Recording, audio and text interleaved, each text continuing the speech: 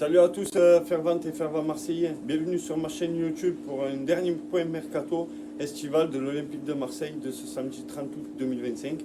On sait tous que le mercato il reste 2 jours, hein. Donc ce sera un des derniers et ça fait plaisir. J'ai envie que ce soit terminé, qu'on sache enfin l'ensemble du groupe et pour le final en Ligue des Champions, en Ligue 1, voir un peu ce que ça va donner. Donc les gâtés, je suis un peu engancé par rapport à la conférence de presse d'avant-match de hier, hein. Je sais pas ce que vous en pensez, mais c'est quoi cette conférence, quoi, hein. Je vous jure que je vous avais annoncé dans ma vidéo hier une arrivée d'Adrien Rabiot qui se serait excusé et tout. Bon, au final, ça n'a pas été ça. Au final, on a eu Roberto De Zerbi qui a répondu à que des questions sur Rabiot et on n'a eu aucune question ou presque pas de questions sur le match de dimanche alors que c'est l'Olympico. Moi, ça me saoule. Ça me saoule ces journalistes qui veulent faire du buzz, hein, en parlant de ce dossier en permanence, toujours mettant plus de pression à l'Olympique de Marseille pour réintégrer Rabiot, et au final ça les gonfle plus qu'autre chose. La preuve, c'est que Roberto De Zerbi à la fin de la conférence il s'est barré, il n'a même pas dit au revoir, et derrière, en plus de ça, on attendait un joueur et il n'y en a pas eu. Enfin bref, derrière il y a eu quand même la vidéo de présentation avec la conférence de presse de Ahmed Traoré Junior. Mais bon, une conférence comme ça, j'ai pas le souvenir d'en avoir connu une. Dites-moi-le si vous avez eu un souvenir d'une conférence comme ça.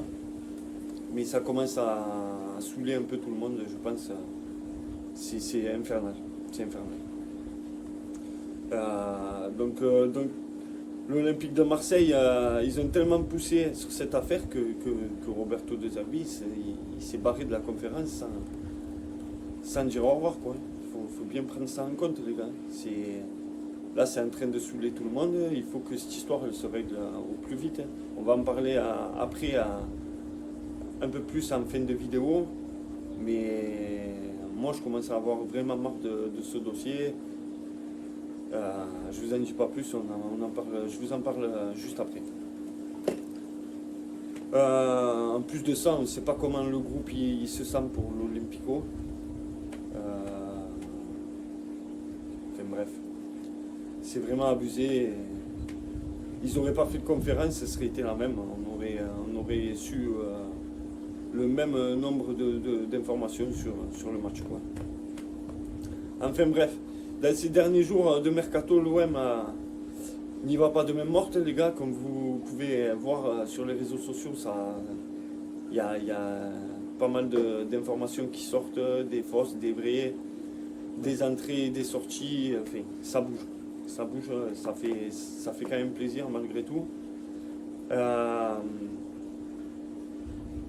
Après avoir appris l'officialisation d'Ahmed Traoré Junior, on sait que le joueur il a participé à son premier entraînement avec le groupe olympien, donc ça c'est bien.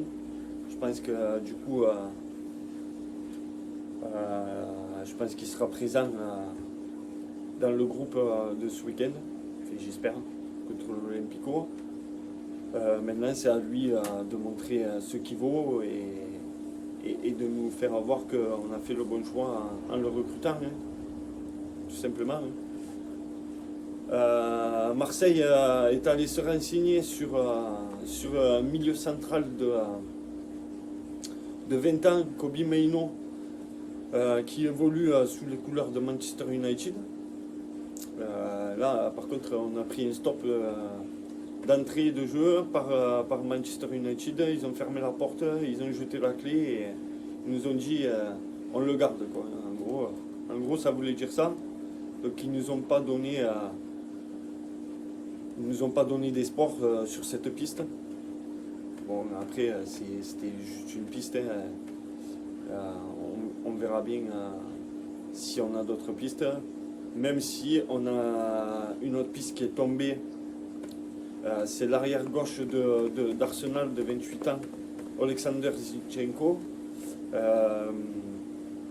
Même si on sait que ce dossier reste en retrait, parce que l'OM donne la priorité au dossier Emerson Palmieri, dans lequel les négociations, eux, sont vraiment avancées.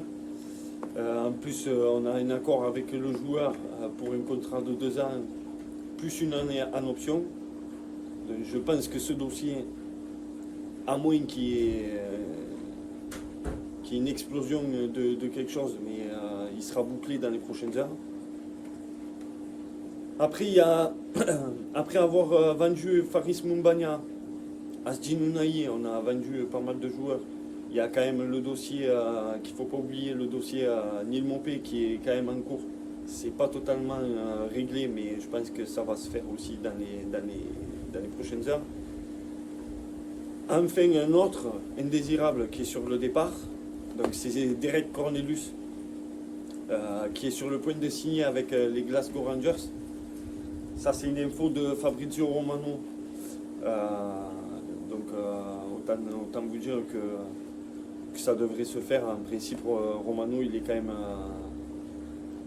quand même sérieux et ces infos, c'est pas dit dans le vent. Après, il y a des retournements de situation par les joueurs.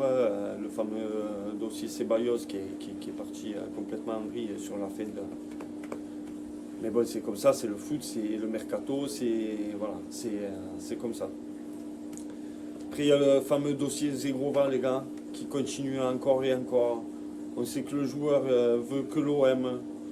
Et maintenant, il y a Olivier Létang qui s'y met, qui met des bâtons dans les roues à l'OM.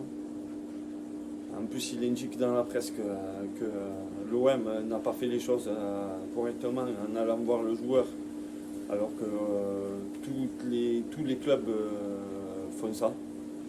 Enfin, bref, j'ai envie de lui dire qu'il arrête de faire des histoires pour rien, qu'il honore sa parole, parce que lui, il a donné sa parole au joueur en lui disant qu'il lui laisserait une porte de sortie pour s'il voudrait partir de Lille.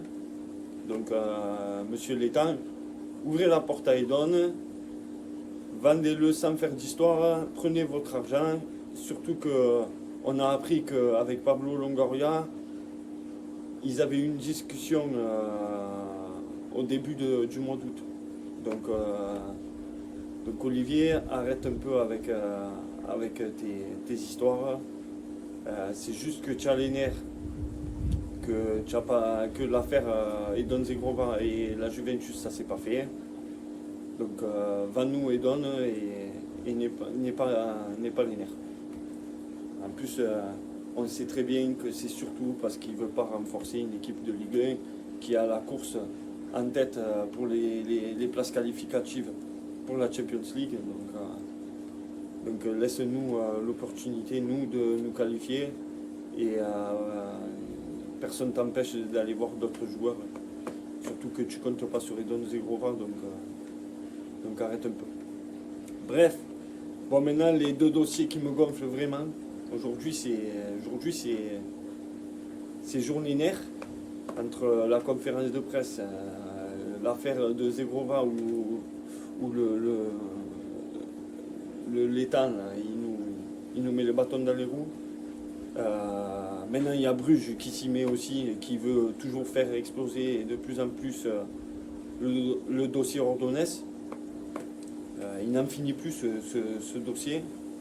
Le FC Bruges veut encore et toujours plus d'argent. Donc, hier, je vous l'ai dit, le FC Bruges avait dit 40 millions d'euros. Aujourd'hui, on apprend que c'est 45 millions d'euros parce que, soi-disant, Al Hilal aurait fait une offre de 45 millions d'euros, alors qu'ils savent très bien que le joueur veut venir qu'à l'OM et pas aller en Arabie Saoudite. C'est normal, c'est un jeune, il a des ambitions, il veut aller en Ligue des Champions, il veut se montrer, c'est normal. Donc eux aussi, il faut qu'ils arrêtent. Et après, c'est à l'OM de dire stop aux dingueries de Bruges, quoi. Ils ont qu'à aller voir un autre joueur ou une autre piste, sachant qu'on sait qu'on a d'autres pistes. On met la priorité sur un autre joueur et surtout qu'on sait que Naïef Aguerd, on peut le faire. Et pour moins cher, je pense. Donc, même si c'est dommage pour le joueur parce qu'il nous a toujours donné la priorité, je suis désolé les gars, mais à un moment donné, on ne peut pas donner 45 millions d'euros pour un joueur. Je veux bien qu'il soit bon, mais il y a des limites. Il y a des limites. Bruges, ils abusent, donc il faut les remettre un peu les pieds sur terre et leur dire stop, parce que sinon ça n'en finira pas. Après, le seul problème avec Naïef Aguerd, les gars, c'est qu'on risque de le perdre en fin d'année pour la Coupe d'Afrique. Donc ça peut être compliqué aussi pour nous après la reprise. Donc après, il y a le deuxième dossier, c'est l'affaire Rabiot. Comme je vous disais en début de vidéo, ça traîne en longueur. On ne sait plus où on en est. Un coup, il faut que le joueur il s'excuse. Un coup, c'est sa mère qui doit s'excuser. On ne sait pas s'il va partir, s'il va rester, s'il va jouer ce week-end, parce qu'il s'est entraîné cette semaine. Même s'il s'est entraîné tout seul, il a fait quand même la préparation avec l'équipe et tout. Donc je pense qu'il pourrait jouer avec le groupe olympien ce week-end. Après, est-ce que la direction veut vraiment que Rabiot réintègre le groupe? Ça, on ne le sait pas. Il laisse planer des doutes. Et l'affaire, du coup, elle continue. Des fausses informations montent. C'est le bordel, quoi. Ça serait bien qu'on arrive à soit s'entendre, soit à vraiment virer Rabiot et que le groupe puisse évoluer sans cette pression de toutes ces histoires extra-sportives. En plus, Pablo Longoria a dit qu'il ouvrait sa porte. Moi, je pense qu'il aurait dû dire j'ai entrouvert ma porte. Parce que même s'il a dit que qu'il avait ouvert la porte, mais que c'était pour n'importe quel joueur de l'Olympique de Marseille, il a essayé de se raccrocher aux branches et voilà, quoi. On savait très bien qu'il parlait d'Adrien Rabiot, il faut arrêter. Après, moi ce que je pense, c'est que si la direction ne réintègre pas Adrien Rabiot dans le groupe et que derrière ils n'arrivent pas à faire un remplacement correct d'Adrien Rabiot, que ça devienne très très chaud pour eux, parce que les supporters, ils vont être chauds bouillants sur ce dossier en cette fin de mercato.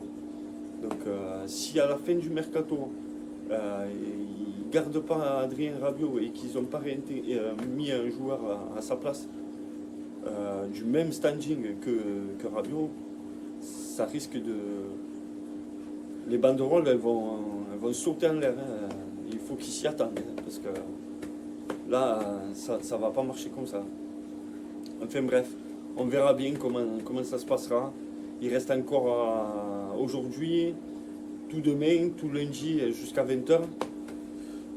On verra bien les surprises qu'on va avoir et les nouvelles recrues qu'on va avoir, hein, parce qu'il va y en avoir, c'est sûr. Hein. Il faut que ça tombe. Là. Donc je pense que ça va être des infos de dernière minute et qu'on aura quand même pas mal de recrues. Et il faut qu'on clôture les dossiers qu'on a sur les fameux indésirables de l'Olympique de Marseille. Hein. Tous les joueurs que Roberto De Zerbi ne compte plus dans son groupe. Donc voilà les gâtés pour les infos de ce samedi sur le mercato. Merci à tous ceux qui regardent mes vidéos et qui me soutiennent au jour le jour. Pensez à liker, à partager. Ça fait toujours plaisir. Et puis ça permet aussi de référencer la vidéo, de permettre à d'autres gens qui ne me connaissent pas forcément de voir mes vidéos. Et abonnez-vous si le contenu vous a plu. C'était le fervent marseillais et allez l'OM, les gars.